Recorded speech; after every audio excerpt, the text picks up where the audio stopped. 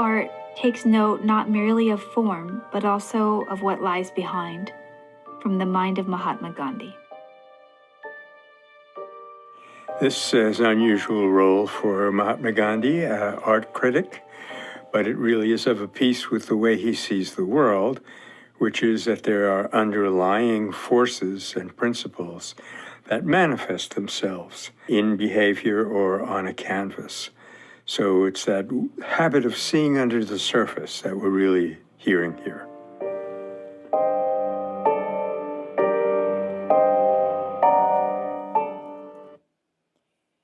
Such a beautiful thought. This comes from his tendency to criticize art that was merely ornamental or divorced from life. For him, true art couldn't be about beauty in isolation. It had to reflect the spirit and the deeper reality behind the experiences. Like beyond form, color, technique, these are just the surface. In his mind, true art penetrates to the essence of something. It has to be grounded in reality, an expression of truth. Beauty not just as pure aesthetics, but the reflection of sincerity, morality, and inner life, and integrated with that life. So Gandhi seemed to see art as part of the same current as religion and politics and daily living. They were all rooted in truth, or else they became something hollow. In Taoism, something Lao Tzu might say is, like, beautiful words are not true, and true words are not beautiful. Art that dazzles but lacks spirit is like an empty shell.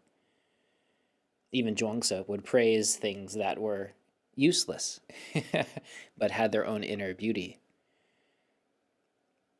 And Buddhism and Zen, calligraphy and tea ceremony, for instance, they're not valued for their polish, but for the mental state that it reveals. In calligraphy, the brushstroke clearly shows the spirit behind the hand. So Gandhi here says that true art is more than form, in the same way that a Taoist might say that the form is the vessel and the spirit is the tea inside. You can polish the cup, but if you forget the tea, there's no nourishment there. In Qigong, a posture can look perfect, but if it doesn't carry the breath of movement, the intent and the chi flow, it's just a shadow of real practice. The real beauty from art comes when the invisible is made visible.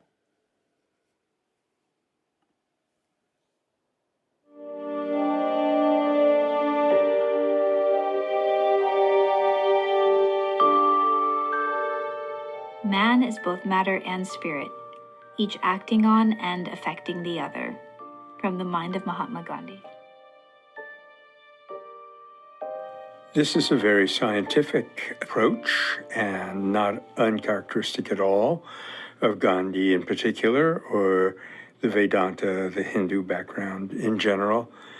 The important part of the statement, perhaps, is the interactivity that it represents. It is such an antidote to the separateness and isolation that many of us feel and that many of us assume is our destiny.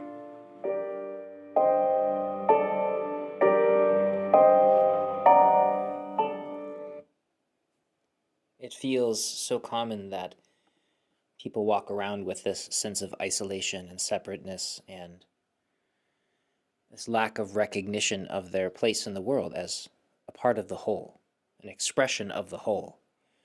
And I've watched this sense of loneliness fade in the monasteries when people settle into the understanding of their wholeness and their shared aspect of being part of the universe. And I feel as though one of the great sufferings, one of the great tragedies in modern life is this deep sense of isolation, this deep separateness we feel from each other and from the space around us. And there is a very clear way to heal that particular rift, that particular wound. In some ways, it's the original wound, this sense of separateness, this othering of ourselves and others. And there are clear ways to heal it, and I encourage everyone to take the time to find this quality of themselves in the world around them.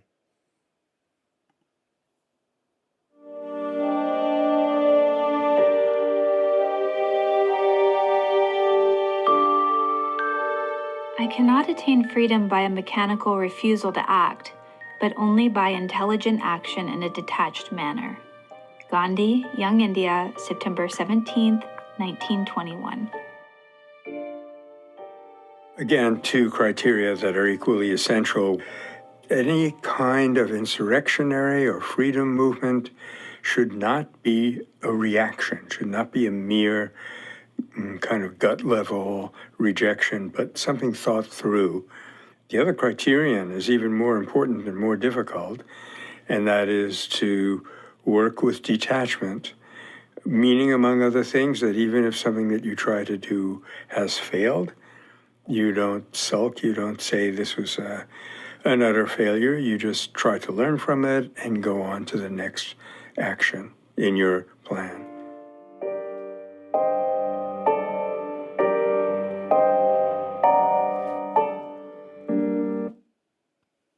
Such an important piece of training Michael's offering here, that freedom is not a negation of something, but a choice to move forward in freedom, that freedom that comes from inside.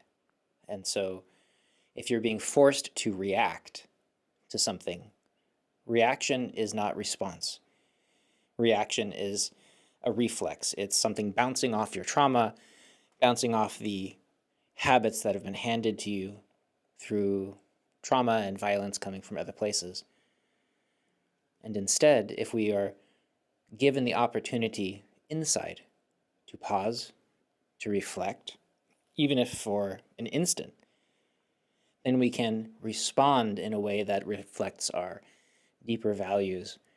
And in this case, intelligent action, skilled action, especially if we've been doing training of how to be a good activist, a good peace educator, a nonviolent human, how to skillfully act with compassion, then over time those responses become the instinct, and we become skillful actors in all manner of difficult situations.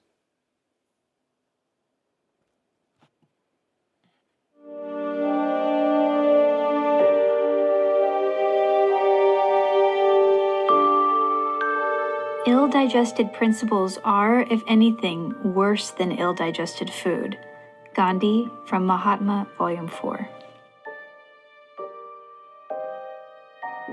Using analogies like that is ancient practice in Hinduism, and Gandhi made good use of it. When he says ill-digested principles, I think I'd like to use the term ideologies, mindless ideas that become absolutized, and the actual point of them, which is to contribute to human benefit, is lost. And the results can be devastating, as we've seen only too often in modern history.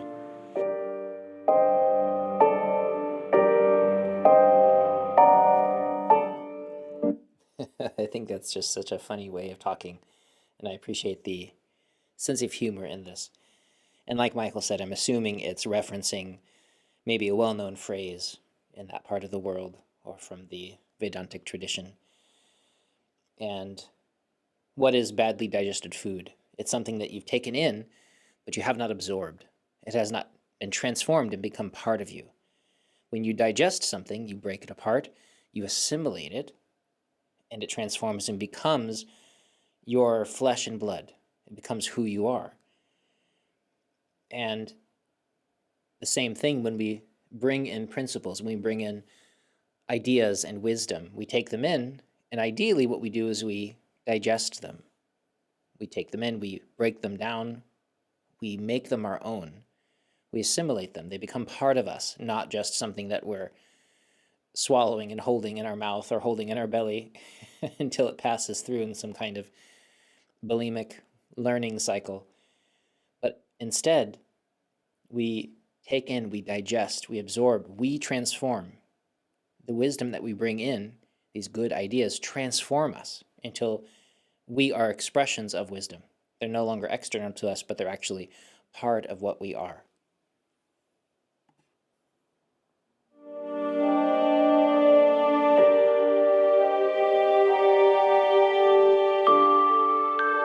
We have instances in history where terrorism has failed to impose the terrorist's will upon his victim. Gandhi, Young India, June 9, 1920. Gandhi, of course, had actually two enemies. Actually, he said he had three. The British Empire was one. A more difficult one was the Indian people, particularly that they were either apathetic or tended to burst out in terrorist acts, which was extremely counterproductive. And the third enemy, if you will, that he had to overcome, he said, characteristically, was Mahatma Gandhi.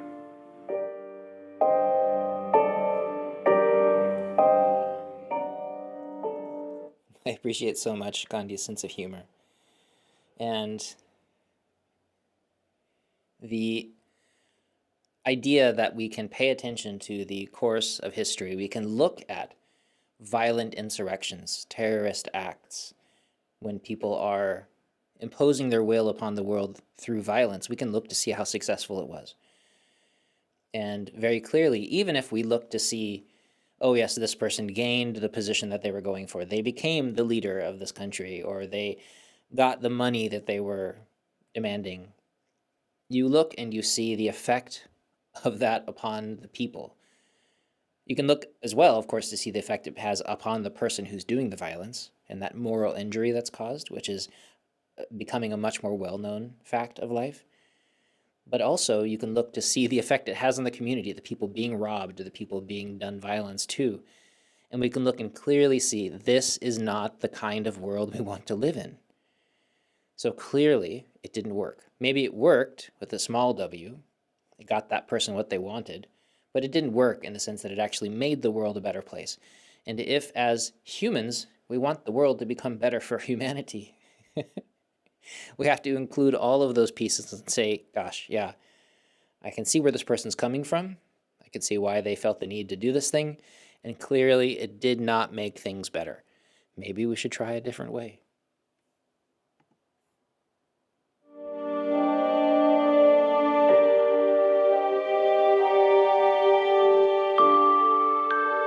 Not to think badly of anyone, not to wish ill to him, though we have suffered at his hands, not to hurt him even in thought. This is an uphill task, but therein lies the acid test of nonviolence. Gandhi, Ashram Observances in Action. I'm so glad he used that understatement, that this is an uphill path. Many of us find it really almost impossible to get terribly far with this challenge. What he said is very useful because it shows that until and unless we can do that, we can't really claim that we've exhausted the possibilities of nonviolence. So because it's so difficult to do, we can easily say that the possibilities of nonviolence may well be endless.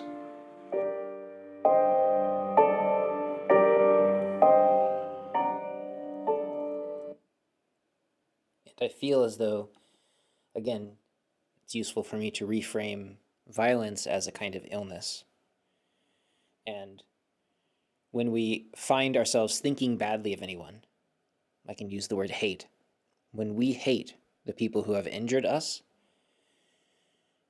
that is a poison to us and to the community. It doesn't accomplish anything worthwhile other than damaging us.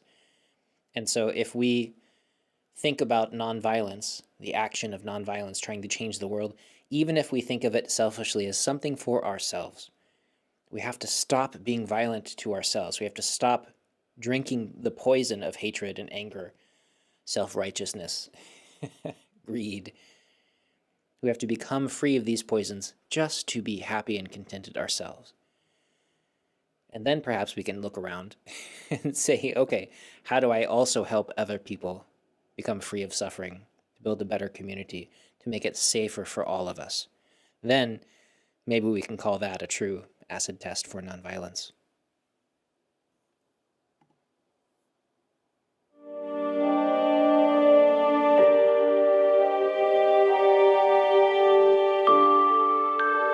It is not literacy or learning which makes a man, but education for real life. Gandhi, February 2nd, 1947. One of the many hugely ambitious projects that Gandhi took up and actually made some progress with was called Nai Talim, or New Education. And it inspired Maria Montessori. It's really part of the inspiring vision that he had of the human being, of human potential, and consequently the yet unexplored capacity of education in the fullest sense of the word to help each and every one of us to realize his or her potential.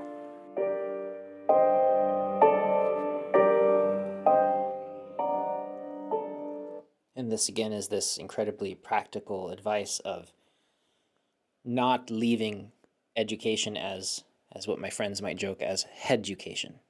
Do not leave it just in your head. Don't read a book and decide you decided that you have learned something.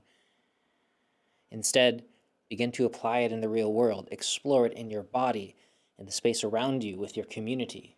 Make it something real and tangible to you. Not a concept, but an expression of your true being. We consistently come back to this theme with Gandhi of embodying principles, not just enacting them. Become the lesson. Don't just hear the lesson.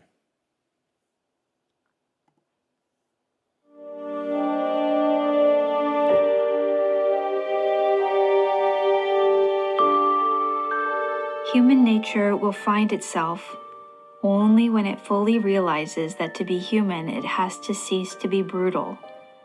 Gandhi, October 8th, 1938. We, as animal lovers, have to take this in the right spirit. He didn't mean that animals were, hopelessly behind us in evolution, but he did mean that we have taken a critically important step beyond our nearest animal ancestors in recognizing our unity with one another. And that step will really only be fully realized for the person who has assimilated the vision of nonviolence.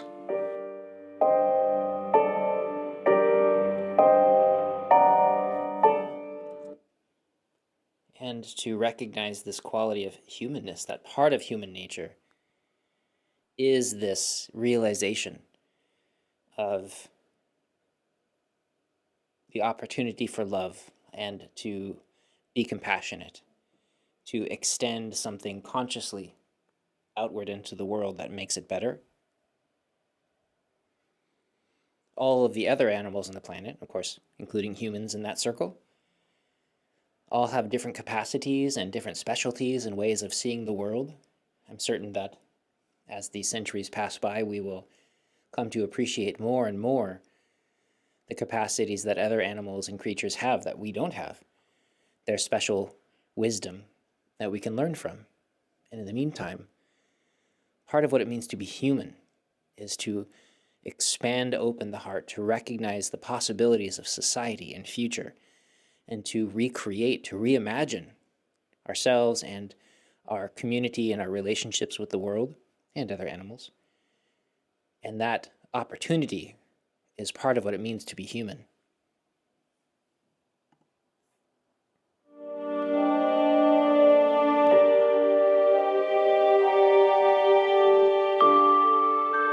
I take up my task of leading you in this struggle, not as your commander, not as your controller, but as the humble servant of you all.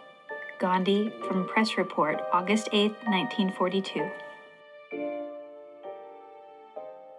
Many leaders, especially since Gandhi, have made this claim that they are servants. Servant leadership is a term we hear frequently.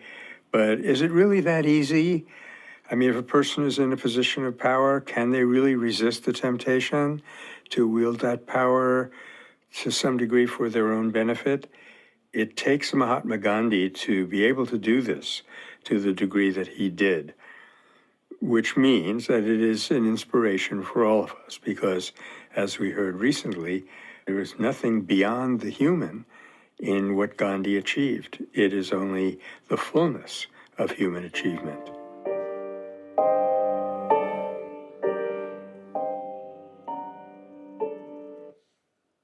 And again, the humble quality, the modesty of our leaders is so important. And I feel as though it is especially important to recognize that these positions of great power and wealth, the power and wealth itself can be seen almost like a poison or a toxin. It's really dangerous to a person that prizes peace and balance and wholesomeness. It clearly, consistently seems to damage the people who are in those positions. That whole idea of power corrupts, absolute power corrupts absolutely. And if you read these tales, the biographies of many of these supposed great people, you can watch them grow perhaps from their humble beginnings and the development into often wonderful people with genuine ideals, and then they're put into these positions where great wealth or great power flows to them, and they slowly become twisted and damaged by that position, by those opportunities, by the pressure. And a lot of very specific things come to mind because this is actually a special interest of mine. It's something that I put energy into learning about. When something becomes greed, when something becomes problematic and damaging for people, there's a kind of tipping point there. And that means that we don't just want to put people in power that have the ability to refrain and to keep themselves safe, like Gandhi clearly did, but we also want to put structures in place where we protect these people who maybe at some point were very worthy of respect and support and looking up to. Maybe these really were great people, and yet we want to support them, recognizing that, okay, here we go. You're now in a position of power. This is going to be really hard on you ethically, morally. This is possibly going to damage you. We need to be extra careful here. What can we do to protect you from yourself? Protect you from money and wealth? Because as funny as it is that everybody seems to want these things, we don't start to recognize that they can be damaging to us. And it's interesting if you talk to any monks in any system, people living a life that is very simple. These are the happiest and most free people in the world. And if you offered them a huge amount of money and power, they may look at you with great horror, recognizing it's like you asking them if they would like to be set on fire. And how do we protect the leaders that move into these positions? And how do we find people who are able to protect themselves from being corrupted? And Gandhi, again, is such a wonderful, amazing example of this. So inspiring.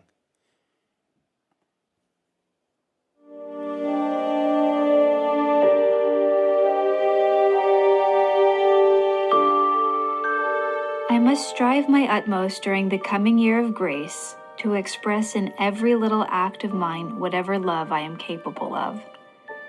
Gandhi, Young India, October 23, 1924. Concretely, Gandhi is referring to the fact that he was released from prison, and he didn't always rely on it that he would stay out of prison. That's why he called it a year of grace. Also, things were going very well. Satyagraha was picking up, and underneath it, again, always looking to that underlying principle, he's looking to how he can engage the tremendous love of which he was capable in this situation. Actually, there was no situation in which he could not engage it, but it looked like it would be particularly visibly effective in those days.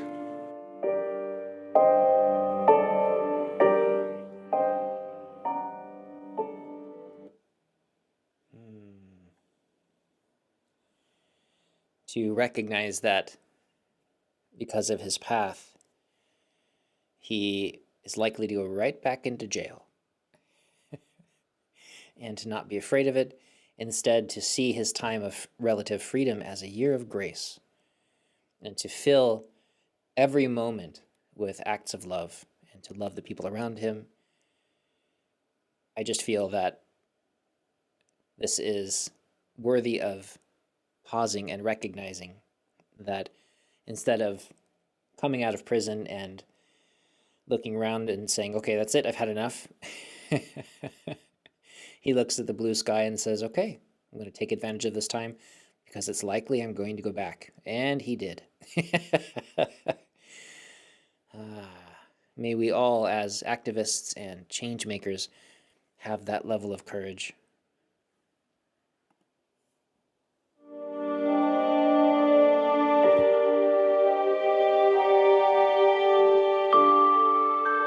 Patience and perseverance, if we have them, overcome mountains of difficulties. Gandhi, May 16, 1935.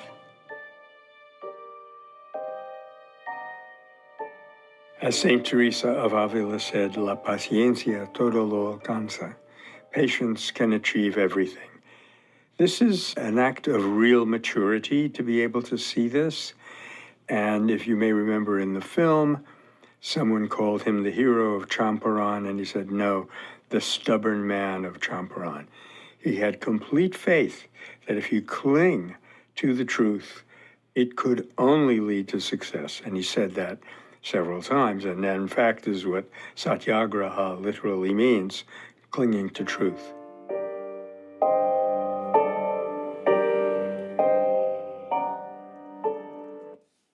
This faith that Gandhi develops in this movement, the satyagraha, the ahimsa, the movement of love and how it changes the world. And to have respect enough and belief enough in that movement of love through you and into your community to just keep walking forward because you know it's making a difference, even if it isn't obvious right at the time. To be patient and to continue persevering and just to continue putting one foot in front of the other, being practical and present and loving and compassionate, and to watch yourself overcome mountains of difficulties without ever trying to alter your course, to listening to that still small voice and moving forward with your community.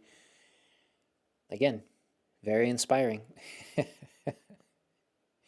And I recommend to everybody to take the time to prove to themselves that these methods make a difference, at least directly in your own life, because we can start to develop that sense of faith, that quality of respect and belief in this method, so that we're not constantly questioning ourselves and needing to reevaluate every time that we have a setback, but instead we simply get back on our feet, we reevaluate, we look at the blue sky and we say, okay, let's keep going.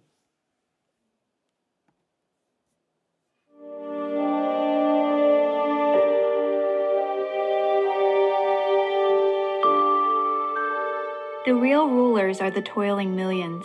Gandhi, June 15, 1947. What we can partly see in this is a great act of humility, or an act of great humility. He was always trying to prevent the headiness and egotism that comes from any kind of a position of advantage. But he may have meant something more significant even than that, meaning that what he was doing was for the toiling masses. And in contrast to the way that Marxians went about it, he really laid down a historical precedent of a new and potentially very, very illuminating kind.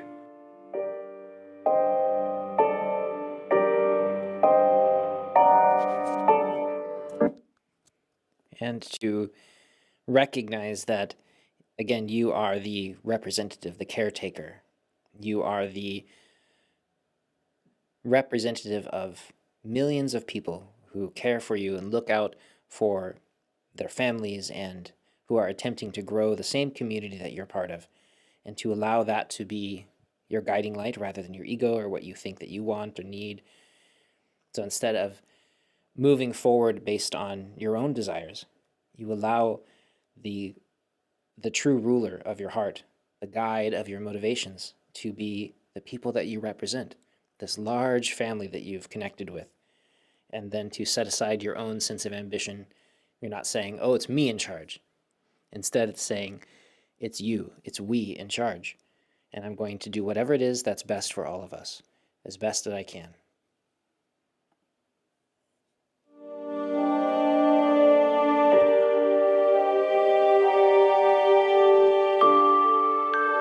The clearest possible definition of the goal and its appreciation would fail to take us there if we do not know and utilize the means of achieving it. Gandhi, September 17, 1933. This is simply a more analytical way of saying that means and ends are interconvertible, and that in the long term, there's no such thing as achieving a positive end with destructive means. The character of the means, as to whether they are violent or nonviolent, whether they are hateful or loving, will determine the outcome if we know where to look.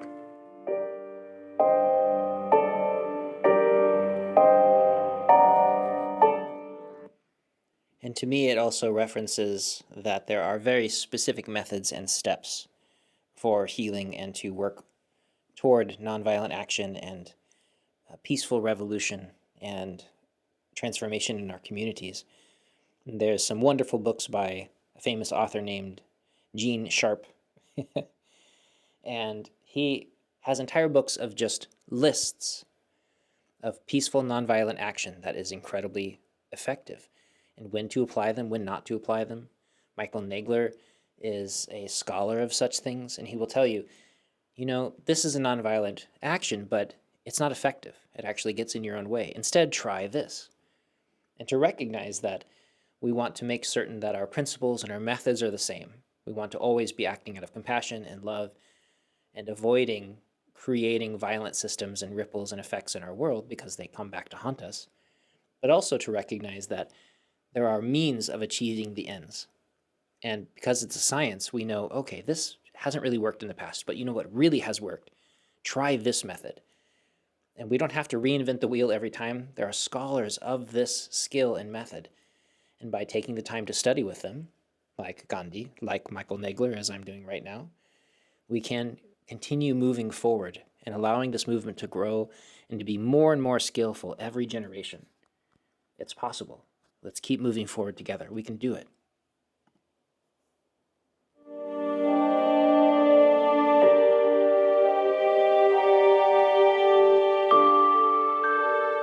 Their partiality for their own standpoint came in the way of their giving due weight to the arguments of their opponents.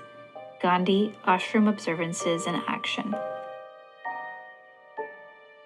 Without knowing which particular struggle he's referring to, he is obliquely referring to his incredible capacity to see the real needs of whoever was in opposition to him, and that being able to actually almost, shall we say, become them, step into their shoes, see the way the world looked to them, almost always enabled him to give them what they really needed, which was not in conflict with what he really needed.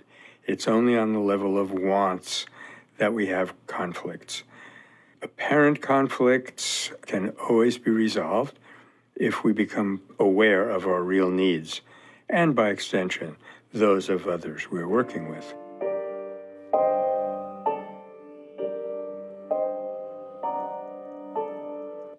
And if I may again point people toward the work of Marshall Rosenberg, nonviolent communication methods, and the method itself has evolved quite a lot over the decades, and it is a powerful tool for learning to reframe conversations and negotiations and connections with people in our own lives and at larger levels.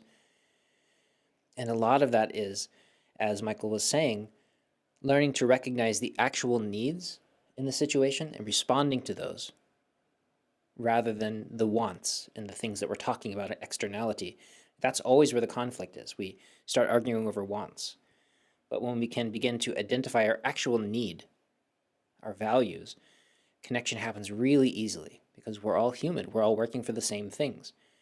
And then we start to see each other's humanness. We start to relate to each other on that new level. And it becomes very easy to heal any situation and grow from it because now we're relating to each other in a space that is healing by its nature, because that's how humans are. And so if we can find that deeper level of needs and values and the humane expressions, rather than the noise that we're talking to each other, expressing our wants and our attachments and the complexities of our past, we sink a little bit deeper into a larger sphere, we connect, and then healing can occur during discussion. And certainly at the level that Gandhi is working, the rooms that he was in having these conversations, I cannot imagine that would be easy. And Marshall Rosenberg himself is in the table with some incredibly important negotiations to stop wars, to heal major rifts between people, to end bloodshed. And he has some amazing stories of how that healing can progress as long as we can really connect to each other.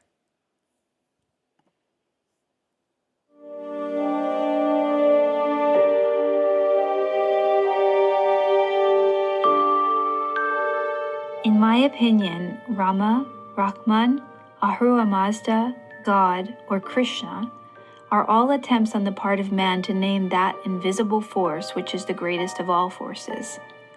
Gandhi, August 18th, 1946. It is just wonderful to think how much suffering and alienation and hatred could be spared if we had this vision of his, and not only of his, but of other persons. But it requires a depth of understanding, both of humanity and, as he puts it, that soul force which has given rise to all reality. As he said elsewhere, all religions have been given by God, but they have been received by man. And it's on the receiving end that the differences loom so large and propel us into hostilities.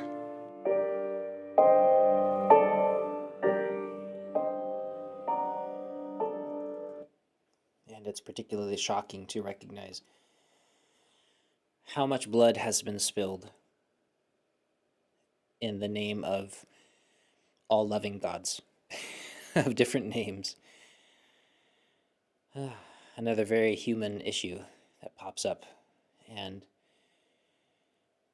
not being a religious person myself, my experience of what people call Rama, God, Krishna, this is, as Gandhi says, it's the way that we relate to this clearly experienceable force in the world, the beingness of the world, the suchness of it, the qualities that flow through our lives, these grand, vast experiences, we give it a name. That's a wonderful thing to do. I can use the name Tao, and it doesn't matter what we call it. But by relating through to those deeper qualities, I feel like it can be very, very helpful. For instance, if I have a statue of a mother figure, like Guan Yin or the Dipper Mother, and I say, okay, this being is one of pure love and compassion. That's the expression of their nature. And sometimes if I am stuck in a place that's filled with hatred and bitterness, and I can't find love and compassion in myself, but what I can do is I can imagine that this being in front of me, this painting or this statue, this symbol, radiates that pure love and compassion. And when I connect to that figure on the table, on the altar, I can find a little bit of that resonance inside me. That being radiates pure love and compassion, and somehow there's a little echo inside me, and I can feel it. Maybe it brings me to tears. And over time, by relating consistently, by resonating with that one note from the altar, I begin to find it more and more easily inside myself. And pretty soon I become an expression of that love and compassion. I find it inside myself more and more easily. And I think that is a beautiful process. And because of that, I recommend that people have an altar and have something on your altar that allows you to find these deeper and better qualities in your nature. And you resonate with them until you become the embodiment of those qualities yourself.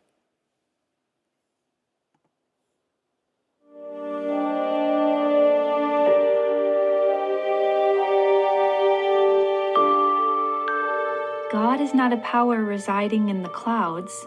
God is an unseen power residing within us, and nearer to us than fingernails to the flesh. Gandhi, truth is God. Again, he is pointing out the difference between what sectarian religions that often have a mythology which then gets taken literally and makes the really tragic mistake of locating God, who is really the inner life spirit within us, the spark of our own consciousness, as something far away. And that immediately degenerates into divisions between groups that characterize that divine spirit differently and locate it differently.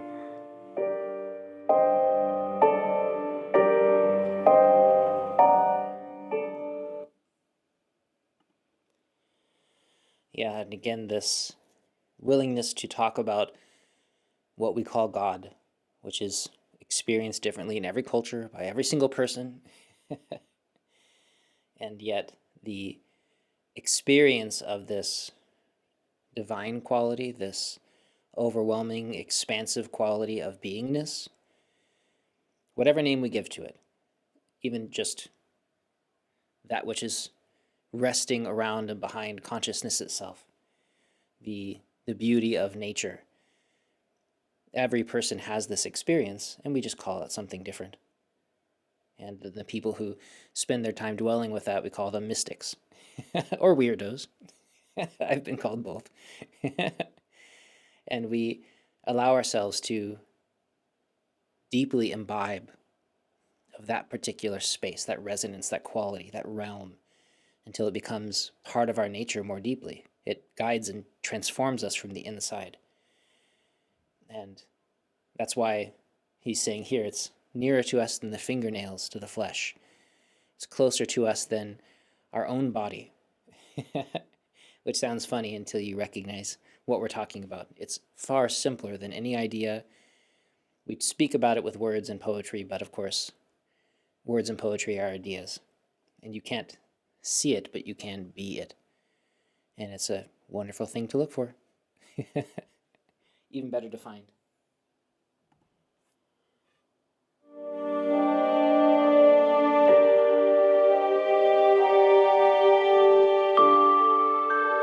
Whoever tries to serve his private ends without serving others harms himself as well as the world at large.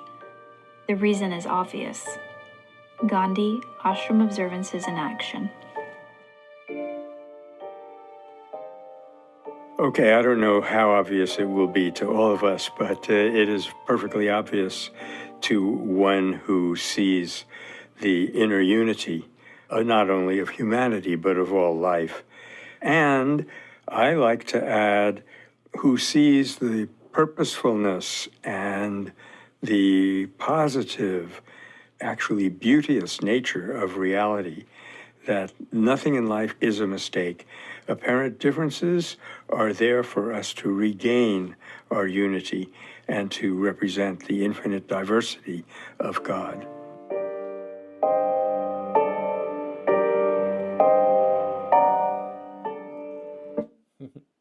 It's interesting diving into the spirituality of Gandhi. But I feel like, again, this is part of the discussion of what happens to people when they gain power. Whenever we're doing something in a self-serving way, we're just feeding ourselves, taking from others without any awareness of the context of the space around us and the world at large. When we think I can take something from somebody else and make them poorer and make me richer, and I think that that's a good thing, we are harming everybody around us. If we're not able to find a situation that's win-win, where everybody is better, then in reality, everything is a little bit worse, a little bit poorer, which is why there's this continual degradation of, for instance, the environment. We continually take from it as though it's this endless source of material for us. And of course, it gets weaker and weaker and weaker because we're never giving anything back. We have to learn how to make everything healthier. If I work in my garden, I like to talk about my garden, I can farm the soil, I can heal the soil, actually make the topsoil richer while I have crops growing from it. But if you go to a monocropping facility, every year when they take the crops out, the soil dies. And they have to sort of revive it, and it looks like concrete. But instead, you can farm and garden in such a way where the whole space gets richer and healthier without strip mining it for your food and for your materials. And how much more so in relationships.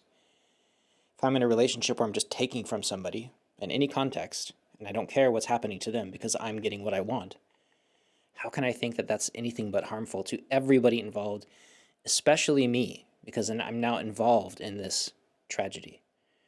And that becomes part of me. That becomes my living. That becomes what I'm looking for in the world. And that is probably more damaging to me than anybody else.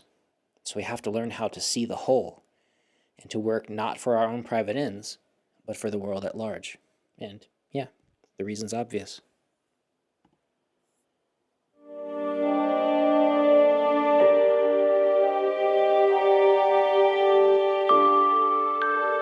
It is to me a matter of perennial satisfaction that I retain generally the affection and trust of those whose principles and policies I oppose. Gandhi, Young India, March 17, 1927. Now, this was not 100% true all the time because there were those who could not see the unity that he's referring to, but at least in his own heart, no one was an enemy. All were human together. And because he not just saw that, but lived in it, but experienced it in the very depths of his being, he was able to carry that vision into the minds and hearts of others. And that's where his great power lay.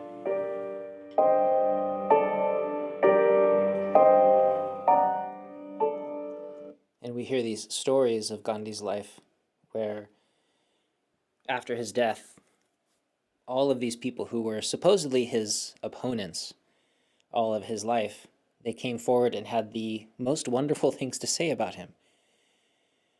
How do you leave a conflict like that where you're throwing out an entire imperial force, and in the end, the people who were your greatest opponents write wonderful things about you? Can you imagine that happening today? And I feel like that is the highest level of skill. In the martial arts, our own Grandmaster Feng Zhiqiang, he made a statement where he said, if you're in a fight and you have to hurt the other person to protect yourself, then you're not skillful enough yet. Ideally, you're in the fight and you actually heal them and the situation while you're defending yourself. That's the highest form of skill. Not just to get out of it, certainly not to hurt them, this person that's attacking you, but if possible, to befriend them and heal the situation on the way. And he actually has several examples of that, which is mind-blowing. Can you imagine being attacked and then healing the situation afterwards? I have a bunch of examples of that from people that I know. And that is a very high level of gongfu, we might say, in the martial arts.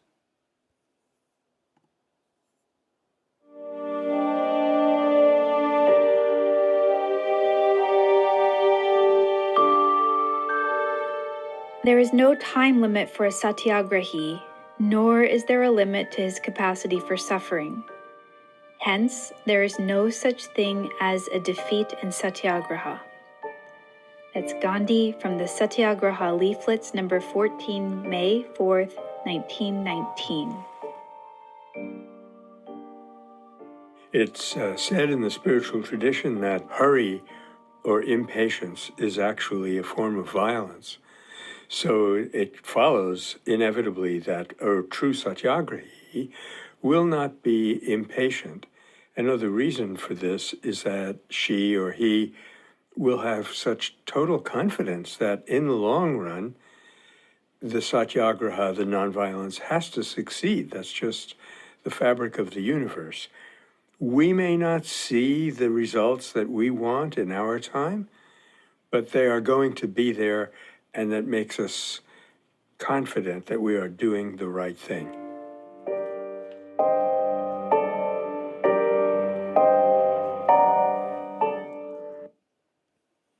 And recognizing that rushing around as a kind of violence is a very useful thing. From the medical perspective, rushing around is a waste of your qi. It is exhausting in its nature. And just in the same way that if you go out for a walk and there's a certain pace for everybody, if you walk with a group of people, you all discover this, that everybody wants to walk at a different pace.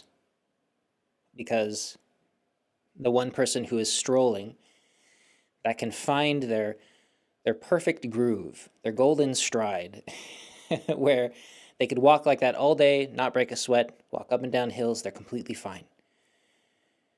And yet they walk with a friend who walks a little bit faster, just a tiny bit faster.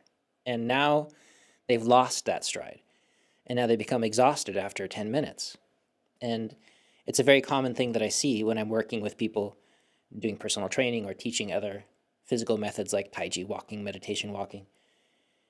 There's an ability to listen to ourselves that has to be developed so that we can find what is working for us, the pace, in this case, the walking speed that works, where suddenly we find ourselves going, oh yeah, this is now effortless.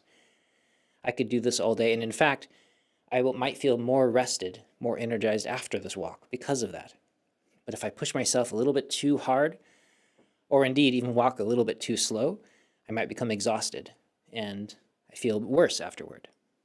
But the first skill is the ability to listen to ourselves, to our condition, to that state of balance, to be able to find and nurture that pace in this case.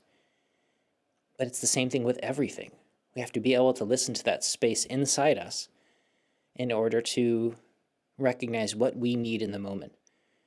So we don't rush, we don't hurry, certainly, but we do everything in that quiet golden space where everything is nourishing and healing, this warm yang that I talk about elsewhere, this warm nourishing quality where you're moving through your life being loving and compassionate, and that circle of compassion has to extend to yourself. Otherwise, you are expending all of your energy, and you can only keep that up for so long. And now the movement, the healing movement in the world has lost you because you used up all your chi. You are too important for that. So make sure that you cultivate yourself so that you are rested and ready for the movement, ready to be part of the healing work that needs to happen.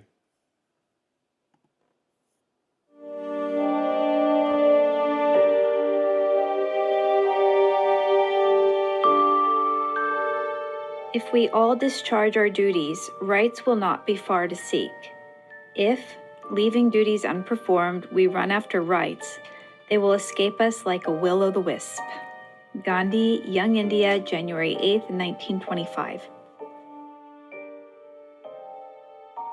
This is one of Gandhi's main points, which really helps to reorient us.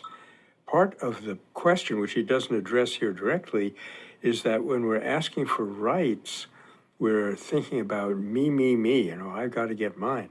When we're thinking about duties, we're thinking about our responsibility and our relationship to others.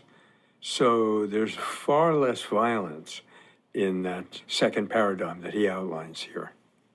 And Gandhi isn't the only one to say this. A philosopher that we like very much, Mary Midgley, has really a lot to say about how harmful it is to be focusing on rights.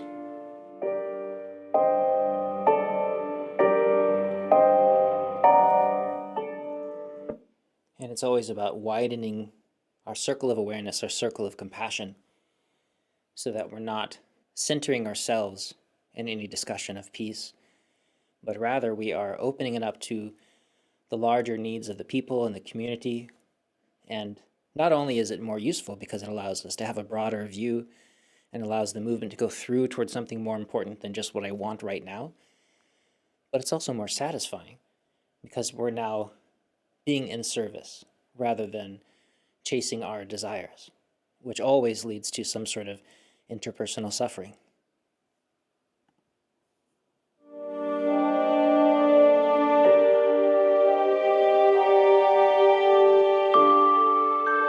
I do not believe that the Gita teaches violence for doing good. It is preeminently a description of the duel that goes on in our own hearts. Gandhi, August 24th, 1934.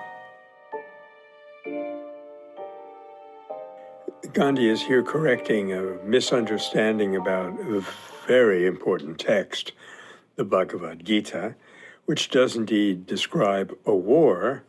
My own theory as a bit of a literary scholar is that that was the only framework on which a metaphor could be appreciated and understood. But by the time you finish reading chapter 2, in my experience, it's perfectly obvious that, as Gandhi says, we're talking about the struggle that goes on within a human being, not the violence that occurs between human beings.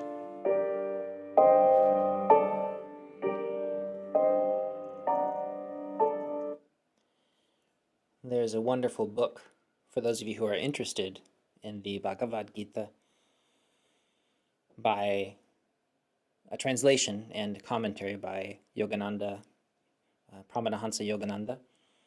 And he goes through line by line helping us to see that there is a context of a war. Someone's being forced to fight a war against their neighbors and their family. And this Prince Arjuna, who's the main character that we're following around, he represents us in some way. He's forced to kill the people that he loves. And there's a discussion about it. And on the surface, it can be rather horrifying. And the first time I read it, I was rather horrified by this violence and this context. And, oh, how barbaric. Why are we talking about this? But of course, like with so many things, I lacked the understanding and the context of what was trying to be taught. And in Yogananda's book, his take on it, as he takes you through line by line, he's saying, no, this represents this. This is a direct description of this in Indian culture, or this Hindu deity, or this perspective, which of course I wouldn't have understood otherwise. And there's so much beauty in it that as a meditator, for instance, when you are coming up against your own pride and your desire to accomplish something, how do I defeat that pride? And there's a character in there that represents that quality. And so as a meditator, how do you overcome that? Through trickery, through understanding, through leading, through following, through letting Krishna do it for you. And it's almost a description of meditative techniques, and I found it really enlightening and helpful to help me understand the perspective of this Bhagavad Gita book, which is incredibly important, always worth reading for everybody who just wants to have a literary understanding of the world. And it's funny because in Taoist practice, many people might know the Monkey King book, The Journey to the West. And there's constant battles in there as well, and all kinds of battles. And if you read the book, not the shortened version that's often in translation to English, but rather the original Chinese, there's just battle after battle with random demons that have different kinds of faces and different kinds of predilections and weird habits. And they have certain weapons, and you have to defeat them in a certain way, otherwise it doesn't work. And it's this Taoist expression of the same thing, that during meditation, during cultivation, we face certain difficulties, certain demons need to be overcome. Are they overcome with our will, with our intellect, by doing a certain kind of practice? Oh, I need this tool that can only be gained by doing this cultivation method. Oh, I have to ask for help from this character, through patience, through running away. And with a guide, in this case, I'm lucky enough to have Master Zhicheng, he takes you through and says, oh no, this is a description of this quality, and this is the practice. And so clearly the person that wrote it, or was one of the latest people who rewrote it, had a great understanding of Taoist methodology and internal alchemical practice. And so, in any case, this is Gandhi saying that he understood this about the great work that his culture was prizing and defending it against the people who misunderstand it at the lowest level.